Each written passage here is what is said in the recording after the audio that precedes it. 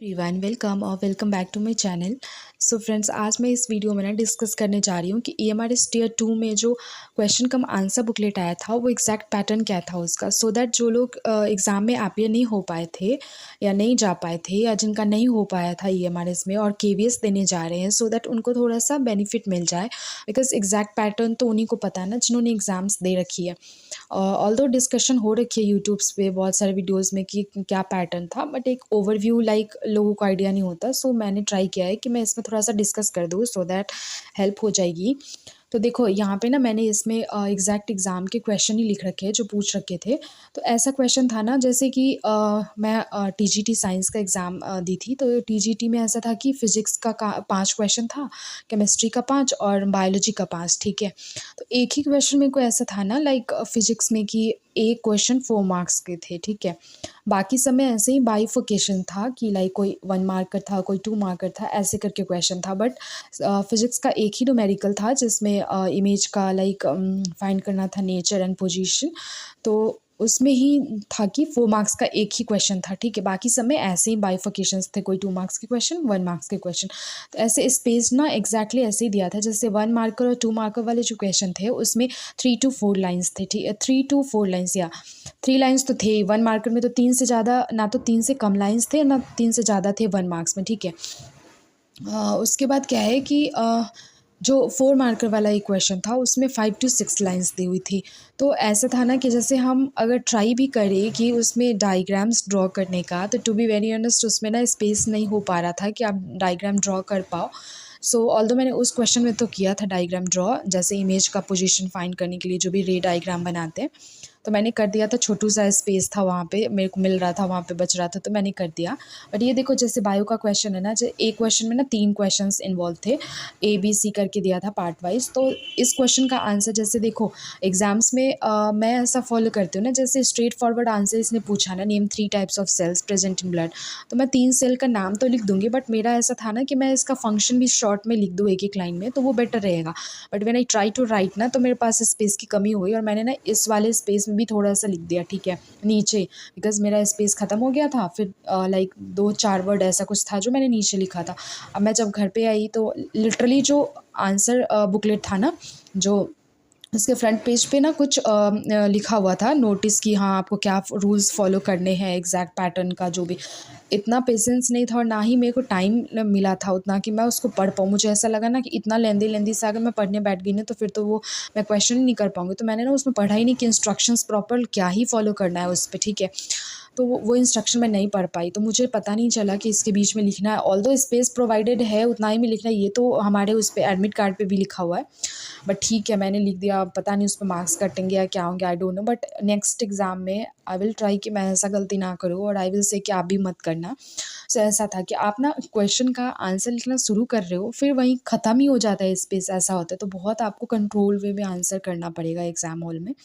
ऐसा मेरे साथ हुआ था। अब इसी क्वेश्चन का आंसर देख लो, अगर इसको आप थोड़ा-सा इलैबोरेट करने का कोशिश करोगे ना, आप पाओगे कि आपका स्पेस ही ख़त्म हो गया है।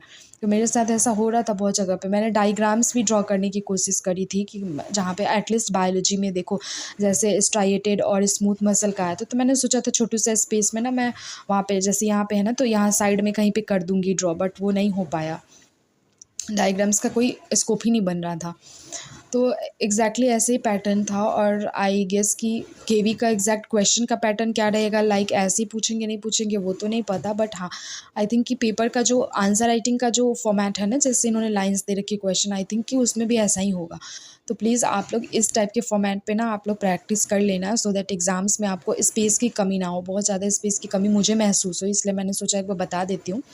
एंड कुछ लोग जो एग्ज़ाम्स के बारे में पूछ रहे हैं, लाइक मेरा एग्ज़ाम कैसा गया है। सो देखो एग्ज़ाम मेरा ठीक-ठाक सा गया है। जैसा मैंने बताया था कि फ़िज़िक्स का ना एक न्यूमेरिकल है जिसका आंसर लाइक मेरे को ऐसा याद नहीं आ रहा है कि एग्ज़ैक्ट आंसर क्या आया था। सॉल्व करने में जो डिस्क्रिप्टिव पार्ट है मैं उसका बता रही, बाकी क्वेश्चन तो अटेम्प्ट करे थे। बट एक क्वेश्चन का नहीं याद आ रहा, तो आई थिंक वो गलत है, सही I don't know, I am not sure about it.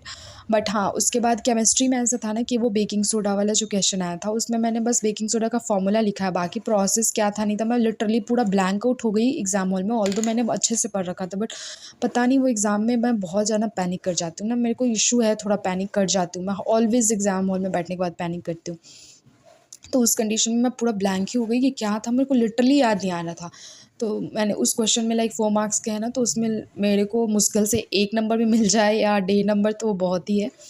तो ऐसा-ऐसा है। बायोलॉजी मैंने अटेम्प्ट किया है अच्छे से, बट देखो क्या ही मार्किंग, जैसा मैंने बताया ना स्पेस को वो कर दिया, नीचे भी लिख दिया मैंने, 1 या 2 क्वेश्चन में ऐसा करा है। अब वो मार्क्स काट लेंगे वहाँ पे, तो फिर मैं क्या ही बोलूँ। मतलब इसको लेके मैं खुश होना नहीं चाहती कि मेरा एग्ज़ाम बहुत अच्छा गया, इसलिए मैं नहीं बता सकती। और ऑब्जेक्टिव में मैंने 40 में 36 क्वेश्चन करे हैं। तो मैंने अभी मैच नहीं किया है, सो एग्जैक्ट मैं आपको नहीं बता पाऊँगी। जब तक मेरा केवीएस नहीं हो जाता मैं मैच भी नहीं करने जा रही, सो दैट वो ना एक अलग सा हेडेक बन जाता है कि यार इतने कम मार्क्स आ गए, अगर मान लो ज़्यादा निगेटिव हो जाते हैं तो 2-3 क्वेश्चन तो होंगे ही निगेटिव, आई एम श्योर, क्योंकि मैंने वो ब्लाइंड गेस किया था। तो इस वजह से, बट हाँ ठीक है। और ओवरऑल परफॉर्मेंस पे डिपेंड करता है सिलेक्शन, और नहीं सेलेक्ट होंगे नहीं होंगे तो कोई कुछ कह नहीं सकता, बिकॉज़ ये बाकियों का एग्ज़ाम कैसा गया वो हमें तो नहीं पता ना, हमने कैसा दिया है वो हमें पता है बस। तो इस बेसिस पे अभी मैं कुछ भी नहीं बोल सकती, ऑल्दो ठीक-ठाक सा गया है, बट मैं हैप्पी नहीं होना चाहती। अब कुछ लोग तो ऐसा बोल रहे हैं भाई 80, 85, 90 पता नहीं क्या-क्या कट ऑफ्स का स्पेकुलेशन चल रहा है।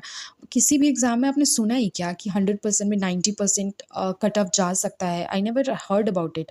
बट देखो क्या होता है, क्योंकि पैटर्न क्वेश्चन इतना ईज़ी था, although it is very easy to say कि क्वेश्चन ईज़ी था, बट एग्ज़ाम हॉल में बैठने के बाद मुझको तो ये ईज़ी नहीं लगा था। ऑल्दो मैं एग्ज़ाम से बाहर निकली हॉल से, तो मुझे सारे क्वेश्चंस लग रहे थे यार इतना ईज़ी आया था, मैं कैसे नहीं अच्छे से लिख पाई, थोड़ा और अच्छे से लिख लेती, ऐसा मेरे को फ़ील आ रहा था। बट वही एग्ज़ाम हॉल में मुझे लग रहा था कि क्वेश्चन टफ़ है। तो ये डिपेंड करता है सिचुएशन पे, घर में बैठ के बोलना कि हाँ बहुत आसान क्वेश्चन था, it's very very easy, but to write it in actual condition it's tough. So this is it, मेरा ऐसा ही एग्ज़ाम था। अब देखो केवी का कैसा जाता है। तो I just want to say all the best to all of you who are watching this video, and have faith in yourself, don't be panic, panic मत करना, और अच्छे से एग्ज़ाम को अभी 2-3 दिन 4 दिन जो भी बचे आप अच्छे से बस रिवीजन करो, और थोड़ा कोशिश करना इस पैटर्न पे, अगर पॉसिबल हो तो लिख पाओ। एग्जैक्टली आएगा नहीं आएगा वो तो कोई भी नहीं जानता, वो तो पेपर में ही पता चलेगा, बट आप अपने साइड से अपना बेस्ट करके जाना, ठीक है।